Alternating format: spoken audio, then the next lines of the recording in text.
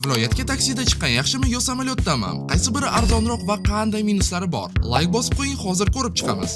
Buni tekshirib ko'rish uchun Toshkentdan Samarqandga samolyotda uchib, qaytishda bo'lsa taksida qaytib keldim. Keling solishtirib ko'ramiz, qaysi biri eng yaxshi tanlov. Narxlari oxirida. Samolyotdan boshlasak, uchib ketishdan 1 soat oldin aeroportga yetib olib, samolyotga ham o'tirib oldik. O'tirishimiz bilan hammaga stakanda suv tarqatdi. Shunisiga ham rahmat. Qulayliklariga kelsak, bemalol kresloni orqaga tushirib dam olib ketsangiz bo'ladi. Xullas 1 soatda Samarqandga ham qo'nib oldik. Minuslariga keladigan bo'lsak, bunday biletlarni oldindan olib qo'yishingiz kerak. Srochni uchib ketaman desangiz, odatda yo joy bo'lmaydi, yo juda qimmat. Aytgancha, eng arzon aviabiletlarni qayerdan topaman desangiz, bu bo'yicha sizga Aviasales.uz yordam beradi.